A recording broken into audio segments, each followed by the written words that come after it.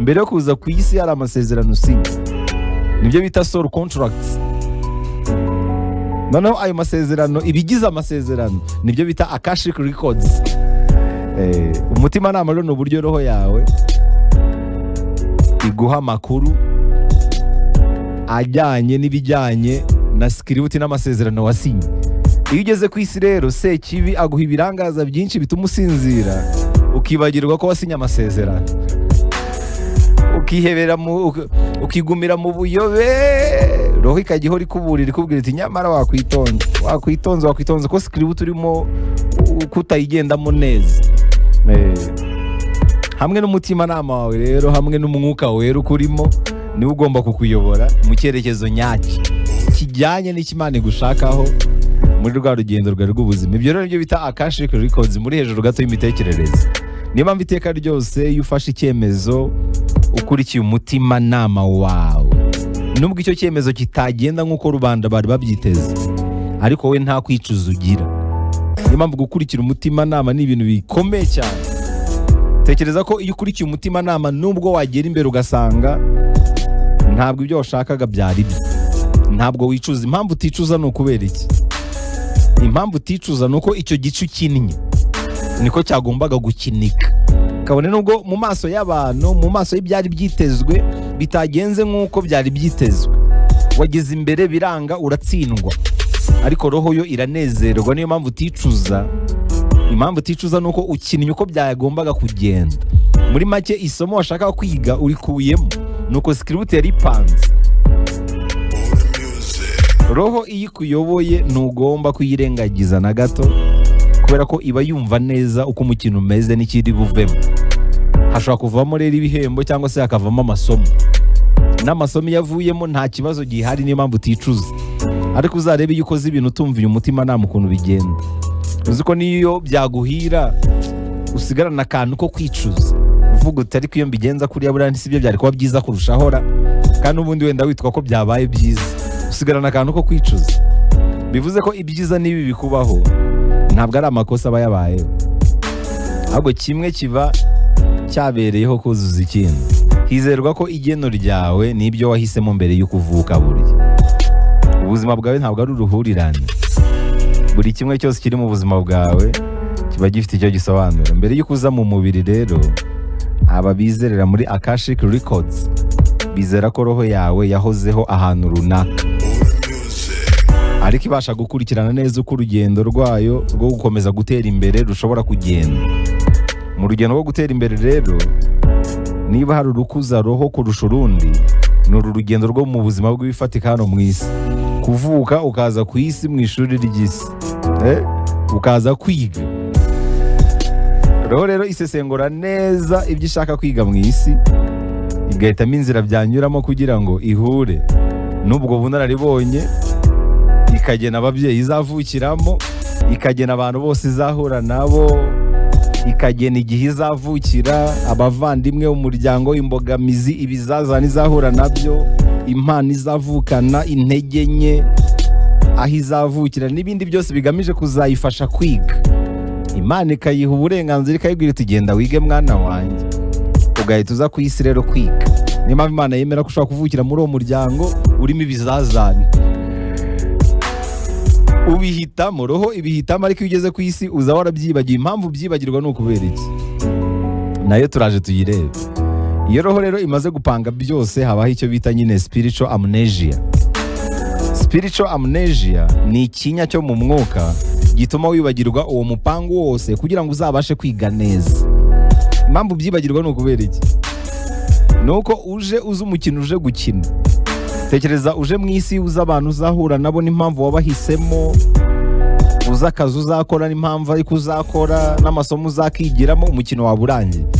Ni nko kujya mu kibuga, ikipe izi ibiri buve mu mukino, umukino uhita ubiha, nta n'ikintu uwo mukino uba umaze muri make. Tekereza kuza ku isi uzi umukino uje gukina, umukino uhita ubiha. Ni nko kujya mu kizamini uzi ibibazo byose uri bubazwe n'ibisubizo byabyo, ntabwo wakura, ntacyo kizamini cyaba kikumariye. Umukinnyi wa filime kugira ngo akine neza bisaba kwisanisha na script, agasa naho yibagiye ahubwo akayijyamo, akaba umwe na script, akitwara nk'utazi ko ari imikino mbese. Nibwo filimi iryoha, nibwo uwo mukinnyi tumwemera tukavuga tuti ni umuhanga, ariko uzarebe umukinnyi uri gukina filime yabyigirishije bitamurimo, bihita bigaragara ko ari kubyigirisha. Bisaba rero ko umukinnyi wa filime yisanisha neza nuko byamubaho mu buzima busanzwe.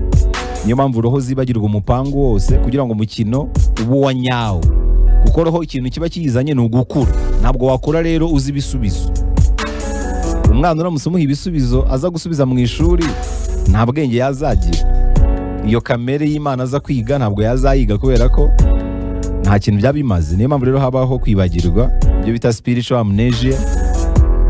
Ibintu byose urabyibagirwa bijyanye n'iyo script, ariko kuyihitamo ayo masezerano niwo uyasinye. Imana ikaguha uburenganzira ukaza mu isi kubaho bwa buzima wihitiyemo. Ikintu cyonyine rero usigarana ni ibyiyumviro by'aho ukomoka, ibyiyumviro by'uko hari izindi mbaraga zisumbuyeho muri ubu buzima, ibyiyumviro by'uko hari imbaraga z'iby'umwuka, ibyiyumviro by'uko hari Imana. Ibyo byo urabisigarana. Iyo rero wibagiwe bituma n'ibyemezo ufata mu buzima biba ibyemezo bigamije kwiga koko, kubera ko nta kintu biba bishingiyeho.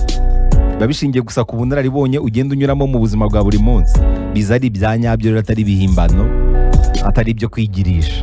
Icya kabiri, bigufasha gukura bya nyabyo bitewe n'amahitamo amwe n'amwe ukora, ugasanga wenda habanye n'uko yatekerezaga, bikagukangura kurushaho. Ikindi bifasha ni ukutangiza umukino w'ubuzima.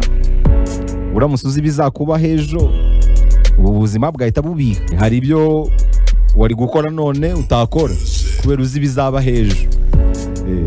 Tekereza nk'umuntu akubwiye ati wenda ntabwo uzamara icyumweru kiriho, ibintu byose wapangaga muri iki cyumweru byahita bibika, byahita bipfa. Hari aho wari kujya uyu munsi utajya kubera uko uzi ibizaba hejo. Kwibagirwa rero bituma wiga ugakura. Turimo turaganira ku kintu cyitwa soul contract cyangwa se akashic records.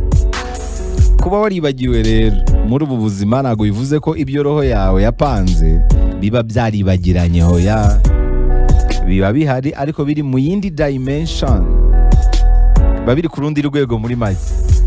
Gusa mu gihe uriho hari ibimenyetso roho iguha. Ibyo bimenyetso byumvira hehe rero? Mu mutimanama wawe.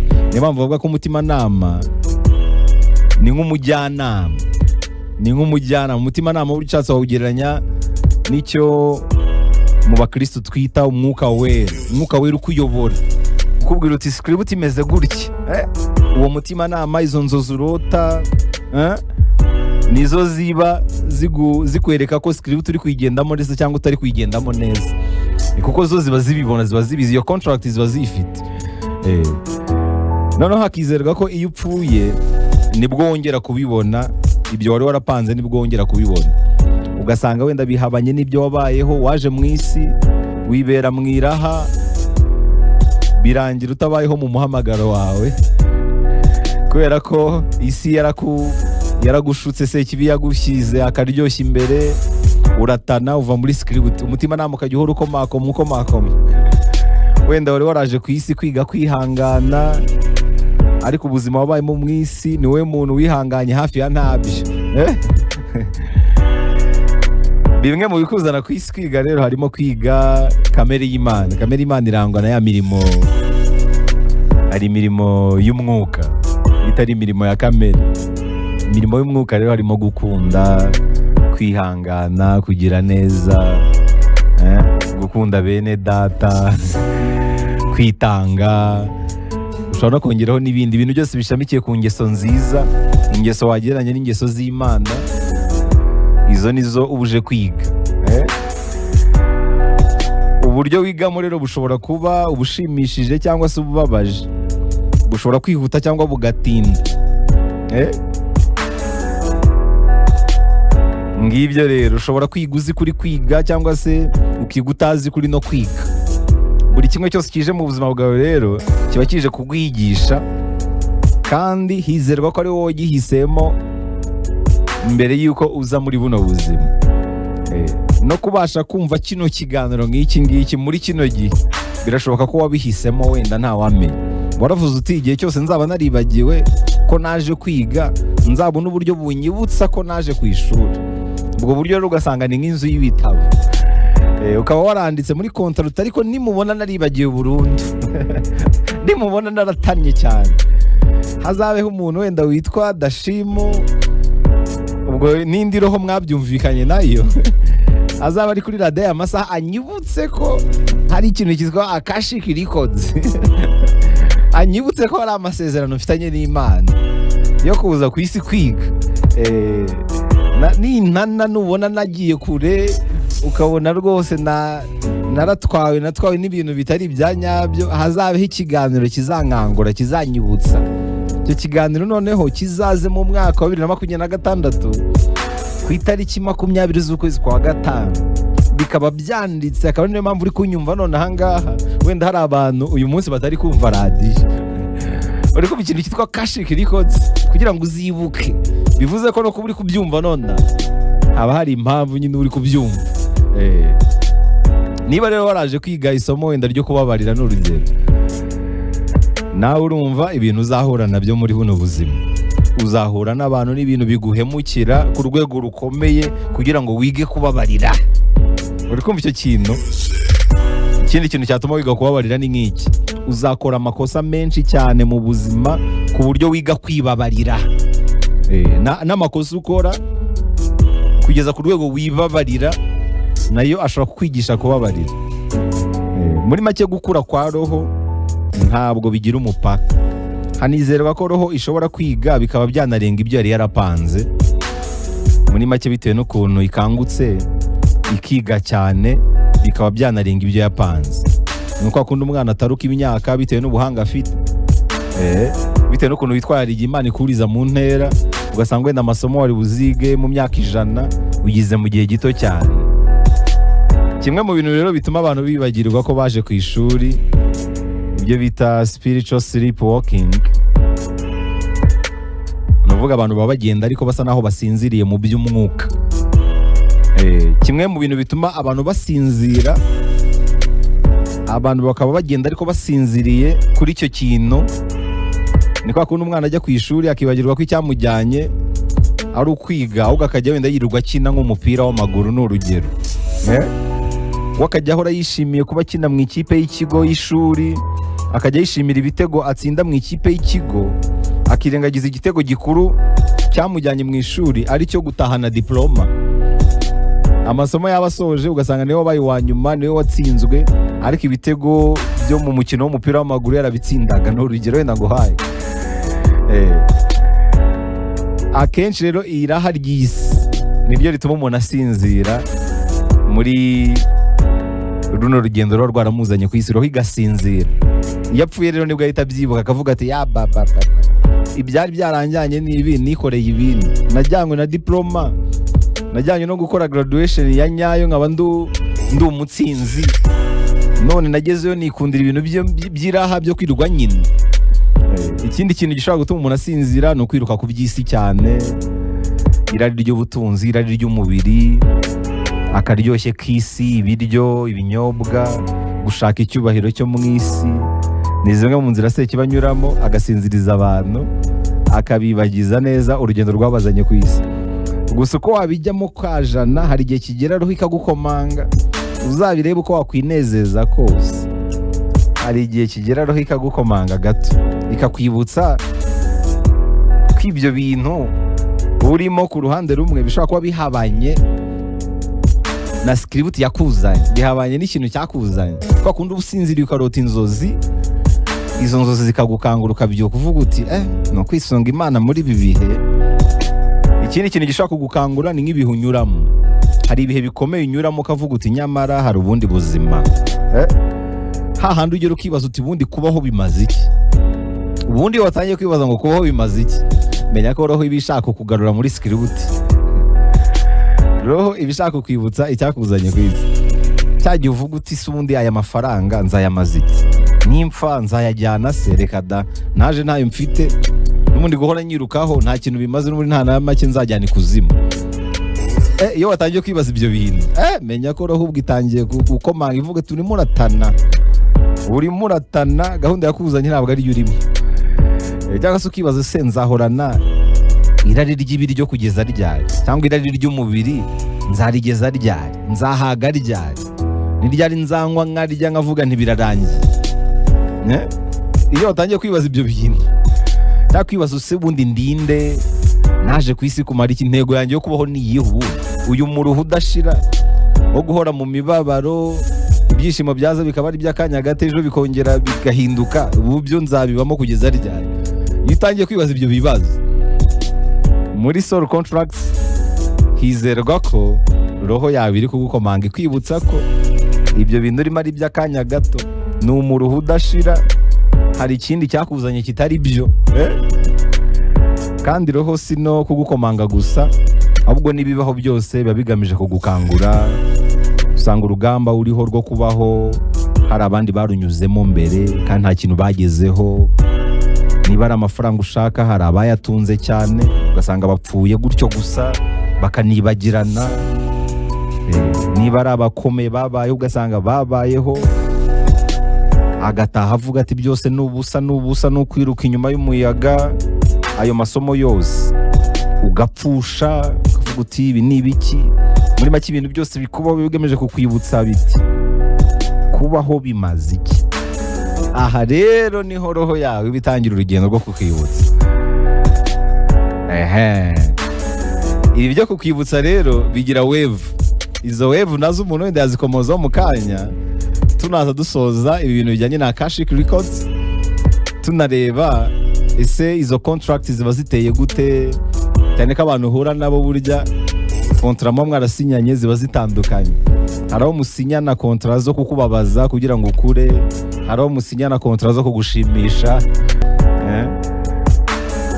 Ibintu nk'ibyo ngibyo. Iyo utangiye kwibaza ngo kubaho bimaze iki, utangiye nyine kwibaza bya bibazo biri philosophique, bya bibazo by'ubucurabwenge, bya bibazo bisaba kwiga kurushaho, uba utangiye kujyana na script yawe noneho.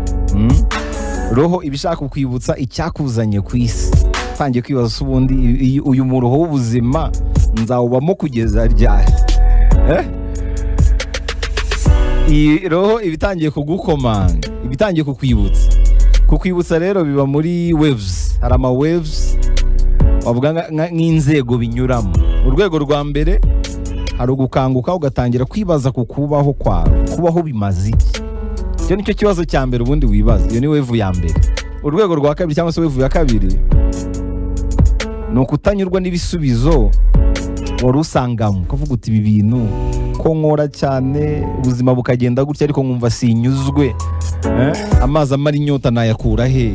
Ndanywa ariko sinjya nshira inyota, ndarya sinjya mpaga, amafaranga ndayatunga ntajya gwira, ndishimisha ariko ntibiramba.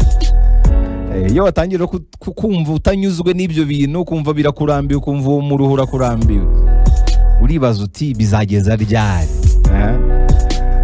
Aha niho utangira rero gushishikazwa no gushaka kumenya ukuri, ugatangira gukunda inyigisho zigamije gutuma ukanguka kurushaho. Iyo ni wave ya kabiri.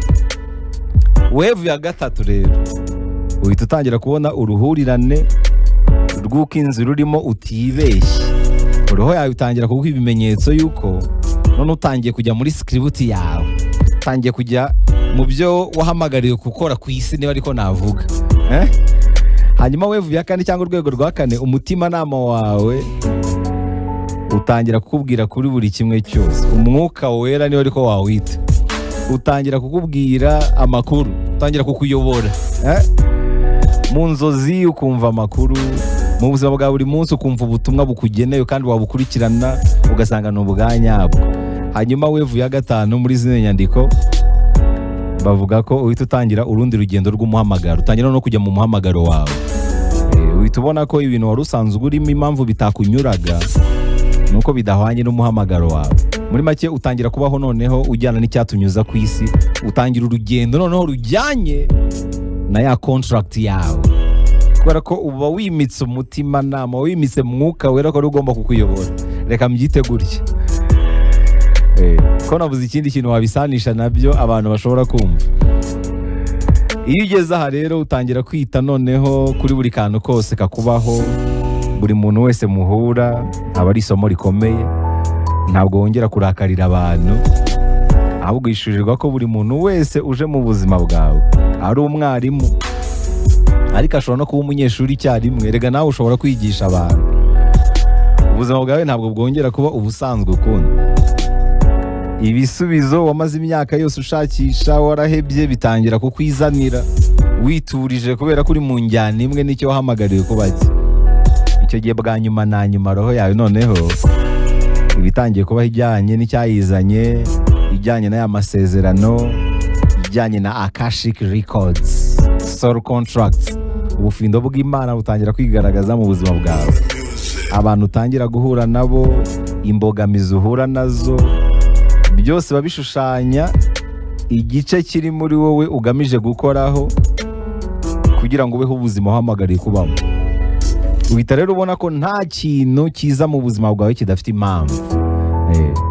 None igitangaje, bya bintu bihora byisubiramo mu buzima bwawe burya. Zino nyandiko zigaragaza ko bifitanye isano n'ibyo waje kwiga mu isi. Ugahora uhura n'ikibazo kimwe buri gihe, cyangwa se ibibazo bimwe bisa bihora byisubiramo, cyangwa ugahora uhura n'abantu bateye kimwe buri gihe bisubiramo. Inshuti zawe zose birangira zigutengushye mu buryo bumwe. Iyo zitakwibye zirangira zikugambaniye. Impamvu bibaho ni uko hari ikintu, hari script ishaka kugira icyo yikoraho, niba ariko nabyita. Niba uhora uhura n'abantu bakeneye ubufasha bwawe, hizerwa ko ubwo muri ya masezerano roho yawe yagize, ikintu uba ukeneye gukuza cyane ni impuhwe no kwiga urukundo. Hari impamvu mu buzima bwawe hahoramo abantu bahora bakeneye ubufasha. Ni ukubera icyo ubundi, kuko ari wowe bagombera gusa. Uzi ko ushobora kuba uri no kugenda mu nzira ukabona abandi bose, reka tuvuge nk'abantu wenda bakunda nko gusaba ku muhanda, ukaba ugenda mu nzira abantu bose bakahanyura ntihagire ubasaba, ariko wowe wahagera bakagusaba kandi nta n'amafaranga ufite, utanagaragara neza kubarusha. Ni uko haba hari impamvu.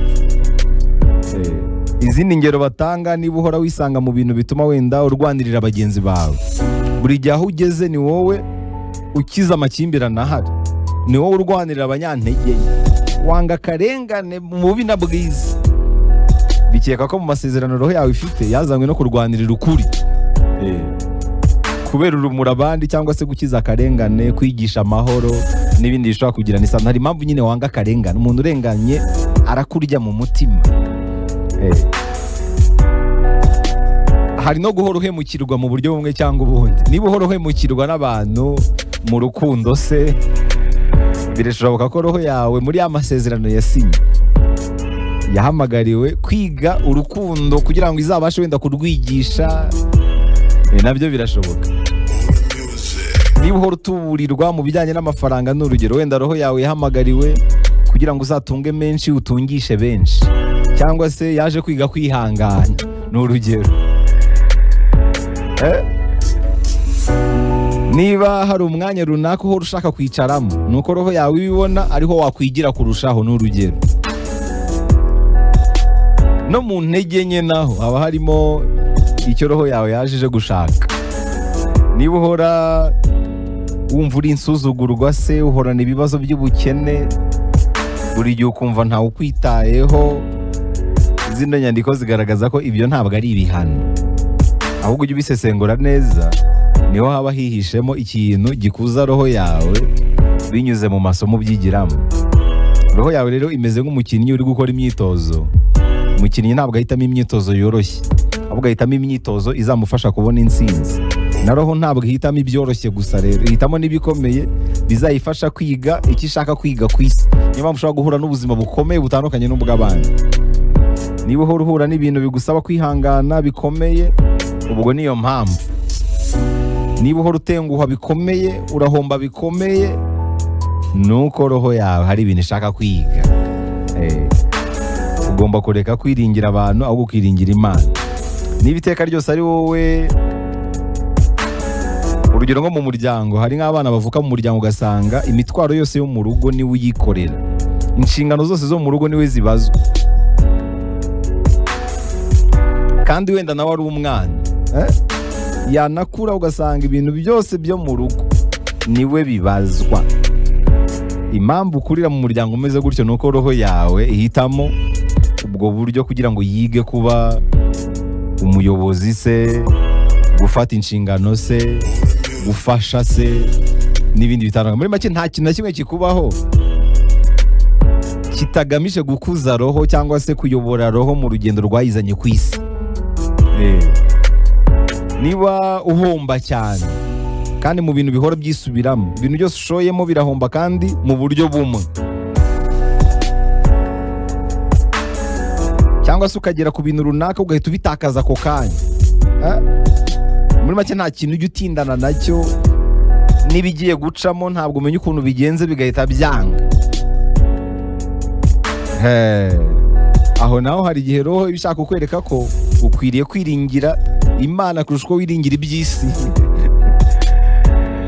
Wari uzi ko zino nyandiko zigaragaza ko n'ino ndwara abantu barwara ziba zifite ikintu zisobanura kuri Akashic Records, nko guhora urwaye mu muhogo biba bisobanuye ko ikintu waje kwitaho cyane ni ikintu cyitwa ukuri. Guhora urwaye umugongo ukakurya bihoraho ni ikimenyetso cy'uko ngo ushobora kuba wikoreye imitwaro idakenewe, niba ari cyo navuga muri urugendo rw'ubuzima. Muri make hari imitwaro wikorera itari ngombwa, wakabaye urekura ukita ku muhamagaro wawe. Nugira ibibazo umumara, ibibazo by'igogora, roho yawe ibishaka kwiga kugira amahitamo meza mu bijyanye n'ubuzima, ukamenya ibyo urya n'ibyo utarya. Impamvu ugira ibibazo umumara hari n'igihe biterwa n'uruvangitirane rw'ibintu urya, ntabwo uzi umubiri wawe neza ku buryo umenya ngo ibiwubereye ni ibi, ibitawubereye ni ibi. Izindi ngero batanga n'uburyo ukoresha igihe bifite ikintu bisobanura. Buri gihe wenda urakerererwa cyangwa se buri gihe urazinduka cyane, ibintu byawe bikunda kubaho ku munota wa nyuma, cyangwa urakabya mu kwitegura. Roho yawe ibigushishikariza gutekereza ku gihe cyane n'uburyo ugikoreshamo. Hano bakanavuga ko bishoboka ko ufite igihe gito cyane, ukwiriye gukanguka vuba bishoboka. Niyo mpamvu ugorwa cyane n'igihe ufite umutwaro w'igihe. Roho ni nko kukubwira iti igihe cyawe ntabwo uri kugikoresha neza, gerageza ukorere ku gihe kandi ujyane na script yakuzanye ku isi. Muri make iyo wamaze gukanguka, buri kantu kose kakubaho kaba gafite ikintu gasobanuye, uba ugomba rero kugasesengurana ubwitonzi kandi uticira urubanza, ahubwo ugakuramo amasomo agufasha gukura kurushaho. Ntabwo ari ikibazo cyo kuvuga ngo ibi ni byiza, ibi ni bibi, ahubwo ni ikibazo cyo kumenya ngo bisobanuye iki, cyane cyane ku bintu bihora byisubiramo. Ujye uhora wibaza uko wabikoresha ugakura mu buryo bumwe cyangwa ubundi. Uruzi ko n'impano zawe atari ikintu kiba kiri aho gusa, ni igikoresho Imana iba yaraguhaye ngo gifashe roho yawe kuba mu muhamagaro. Ni bya bintu uba uzi gukora kabone nubwo nta mahugurwa yabyo wigeze ufata. Bishobora kuba ari ibisetsa abantu, ibikemura ibibazo runaka, ibibashimisha, ibibigisha, nabyo biba bifite ikintu bisobanura mu muhamagaro. Akenshi binajyanira nuko ubikora wumva bikurimo bitakuvunnye, kabone nubwo nta n'igihembo waba ubitegerejemo, uba wumva wabikora. Niba ugira impuhwe nyinshi, niba uhorana amatsiko se ukabaza ibibazo cyane, iyo ugiye ubisesengura gahoro gahoro usanga bifite ahantu bihurira n'icyo roho yawe yaje gukora ku isi igamije gukura. Cyane rwose. Niba ukunda kuvuga cyane, wenda umuhamagaro wawe ni ugukoresha iyo mpano utabara abarengana, uvugira abadafite kivurira. Ni urugero wenda. Cyangwa se waje kuba umwarimu, impamvu uvuga cyane ni ukugira ngo uzabashe kwigisha ukoresheje ijwi. Niba ugira impuhwe ni uko wenda waje gutabara. Niba uri umuntu ukunda guhangayika cyane, ukunda gupanika cyane, wenda wazanywe no gukemura ibibazo, gutanga umurongo se cyangwa se kurinda. Niyo mpamvu ukorwaho cyane n'utuntu dutoya ugasanga twagutesheje umutwe. Ahandi hantu umuhamagaro ugaragarira ni ibintu byari byaragutwara uruhu n'uruhande ukiri umwana muto. Bya bindi waburiragamo mbese, kwita ku tunyamaswa, gushushanya cyane, gutegura udukino mu rugo, gucokoza utuntu, ubukorikori. Hari igihe umwana ubona ukuntu yitwara ukabona ntabwo bisanzwe. Utuntu two mu bwana burya tuba dusobanutse kurushaho, kubera ko abana baba batarayobywa n'urusaku rw'imyumvire ya sosiyete, baba bakiri umwimerere rero, baba bajyana na ya script bavukanye. Abana niyo mpamvu buryo ushaka kureba impano y'umwana, mureba akiri mutoya uyimuyoboremo niba bishoboka, kubera ko umwana abaho akurikije icyo roho ye ishaka gukuza.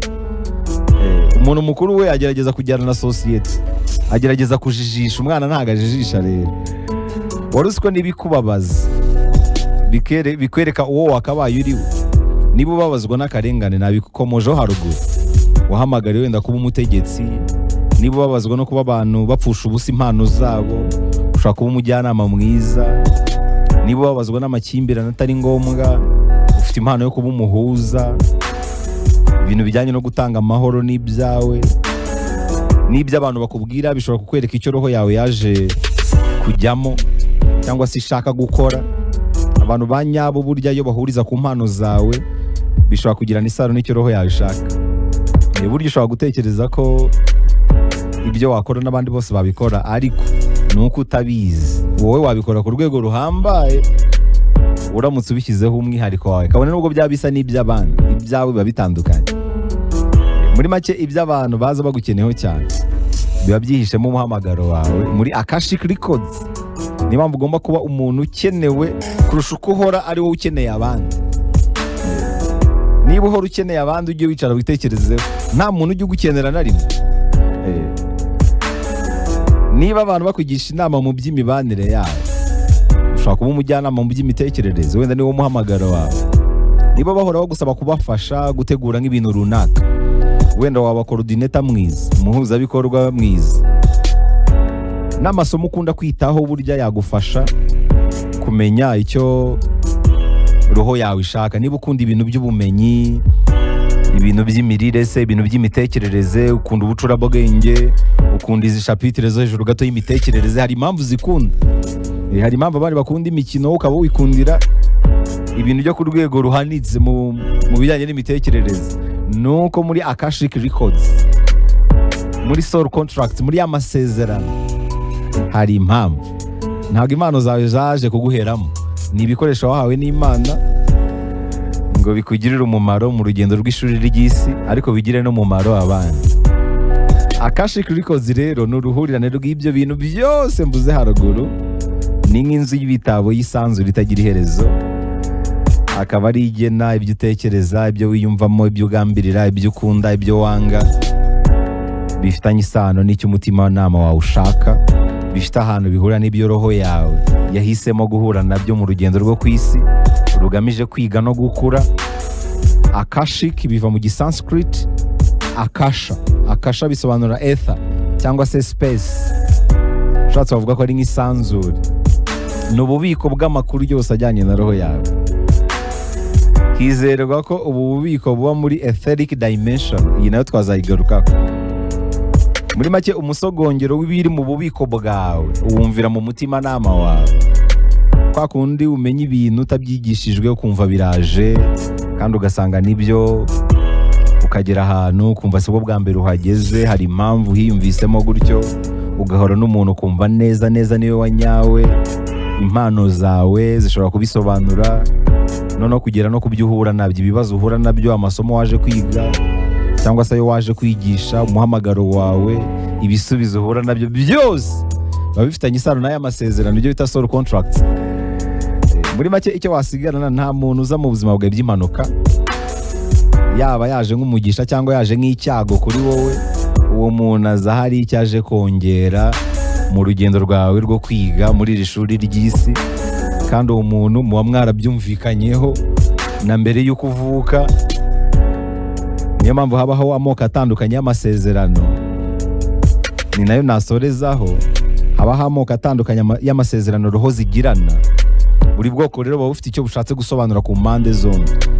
Amasezerano amwe n'amwe aba ari ayo gushyigikirana, andi nayo kwigishanya, andi nayo gukura, nayo gukiza ibikomere, nayo kurema, akaba n'amasezerano y'urukundo. Reka nsoreze rero ku moko ya soul contracts. Soul contracts hari izo bita support souls. Support souls ni ba bantu baza mu buzima bwawe baje kugufasha. kugutera akanyabugabo, kukuyobora mu bintu runaka n'ibindi bigamije kukurinda ibibi.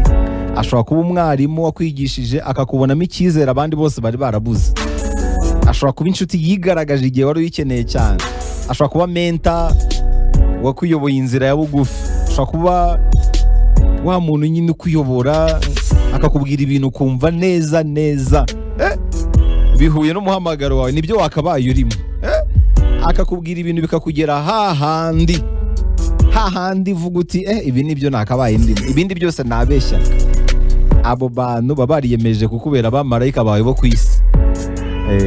Muri make ni roho muba mwaragiranye amasezerano yuko zizagusapotinga, nazo zizakoresha uburyo bwose zigusapotinga. Rero niko bigenda. Noneho umuntu wagiranye amasezerano roho nyinshi ashobora kugera ku rwego sapotinga nyine abantu benshi binyuze mu buryo bumwe cyangwa ubundi. Izo rero ni souls za mbere muba mwaragiranye amasezerano. Souls za kabiri nizo bita challenge souls. Ababo ni babantu wanga, ariko nubwo ubanga muba mwarabyumvikanye. Ni roho muba mwarumvikanye ko bazaguhangayikisha bikomeye kugeza igihe uzigira amasomo runaka waje kwiga. Ni abantu bagukuza ariko bigasaba urugamba kugira ngo ukure ubikuremo amasomo.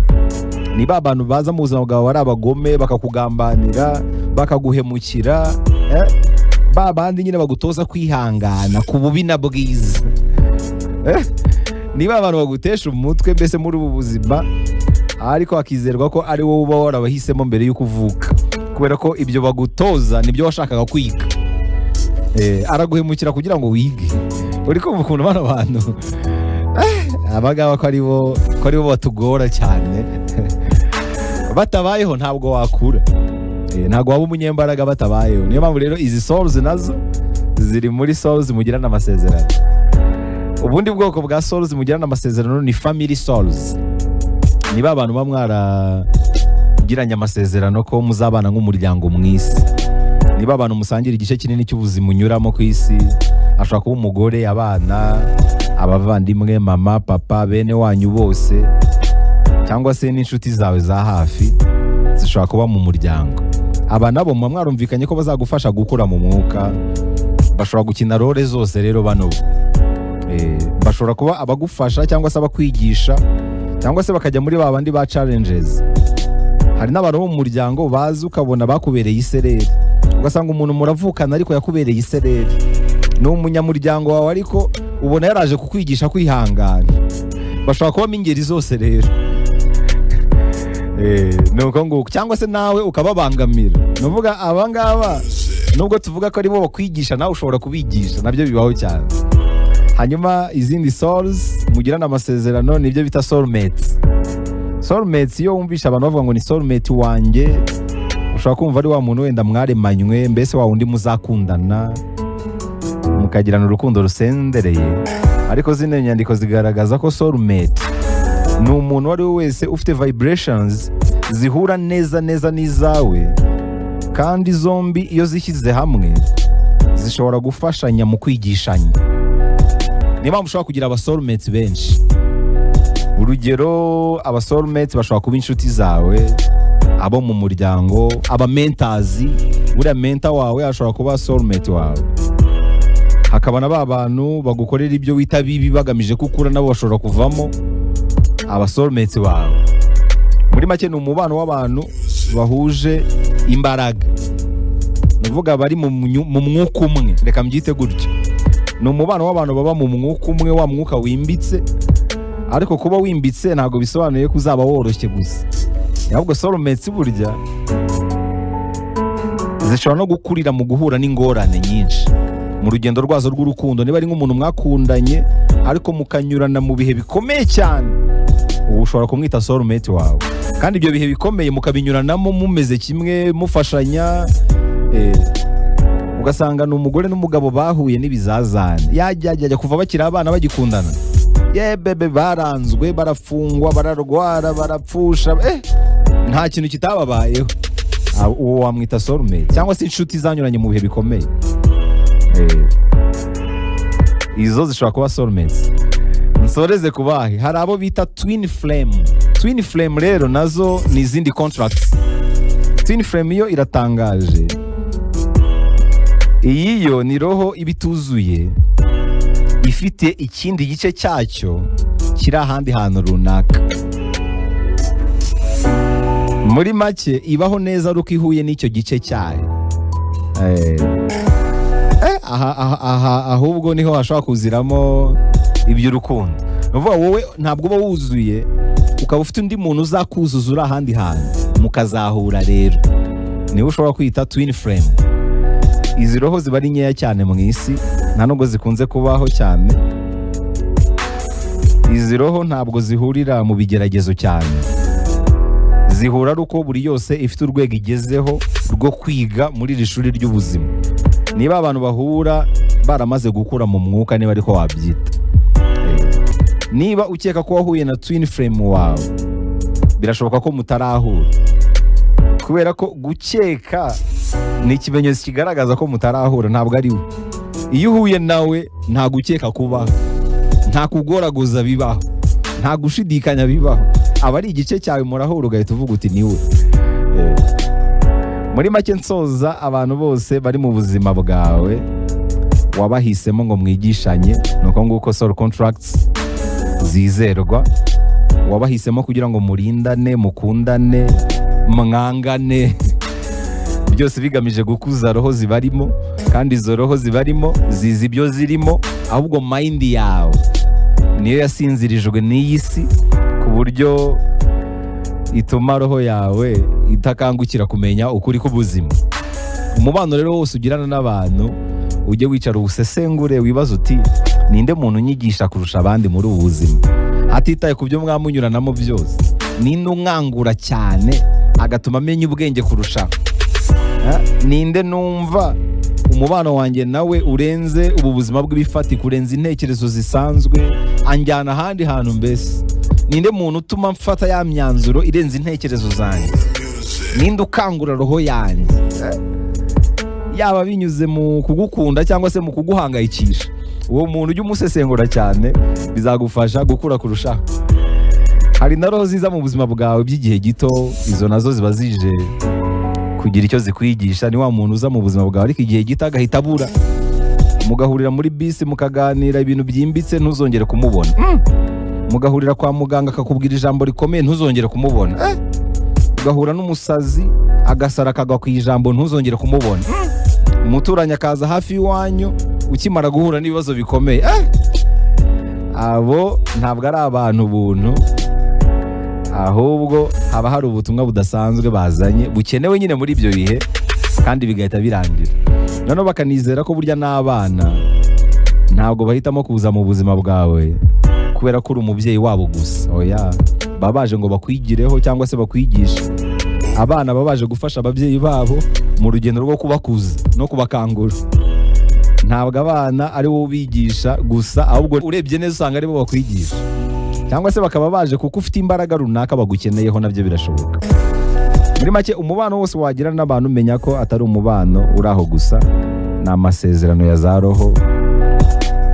Uwo mubano waba urimo amahoro, waba urimo umuvumba, waba urimo ibibazo, waba urimo ibyishimo, ntabwo biza gutyo gusa.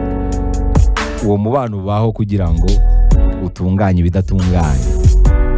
Bishobora kuba ari ibyisubiyemo ngo wige, cyangwa se ari ibije kugukuza, ari ibije kugukiza ibikomere se. Ugomba no kumenya ko atari buri mubano uzahoraho iteka ryose. Muri uyu mwikubo w'ubuzima, iyo umuntu waje kukwigisha, iyo roho yaje kukwigisha amasomo yayarangiye, uwo muntu muratandukana. Ni kwa kundi inshuti zibana ariko zikageraho zigatandukana, imwe ikagenda indi ikaguma aho ngaho, ntimuzongere guhura, bibaho. Akaba yakwimuka akajya nko mu gihugu cya kure, ntimuzongere guhura, bibaho. Cyangwa se mukaba mumaze igihe mubana, mukageraho mugatandukana kubw'impamvu runaka. Ni uvuga amasomo aba yaraje kuguha abarangiye. Ntabwo iteka ryose rero umubano wawe n'abantu uzahoraho iteka ryose. Hari abantu mubana mukarambana bikamara igihe, hari abandi bimara igihe gito, hari n'abandi muzasuzanya n'urupfu, bibaho cyane. Kuba rero mutandukanye si uko umubano wanyu utsinzwe, si uko urukundo rwanyu rwanze, si uko ngo bitavamo, ahubwo amasezerano roho zagiranye aba arangiriye aho ngaho. Ibi ntibivuze kwakira uguhohotera wese, nguje wese utega umutwe akubitemo inkonji kubera ko ukeka ko ngo aje kukwigisha oya, ugomba gukomeza kwitwara nk'uko usanzwe witwara, ariko ahubwo bikagufungura kurushaho. Muri make bigamije kukwereka indi myizerere yihishe muri ubwo bunararibonye uhura nabwo mu buzima bwa buri munsi. Muri make iyo wumvise ibintu nk'ibi bishobora kugufasha kumenya ukuntu ubana n'abantu, ugakoresha ubwo bwenge, ukamenya ibyemezo ufata mu hazaza hawe, ukamenya ko umuntu wese uhuye nawe abaje kukwigisha cyangwa se wowe uje kumwigisha. Muri make ni spiritual partners. Ni abafatanyabikorwa mu rugendo rw'aha ku isi. Ntugasinzire rero ngo uhereyo, abo bantu uhura nabo nibo bagukangura. Rekeraho rero kwegereza ibintu byose umutima, ahubwo rimwe na rimwe ujye ubisesengura uvuga uti birashoboka ko birimo gushaka kw'Imana. Ni ryo somo ubundi rikomeye twakwigira kuri Akashic Records. Nizere ko aya masomo yabanejeje. Reka ngaruke mu kanya ntujye kuri iyi n'inzu y'ibitabo.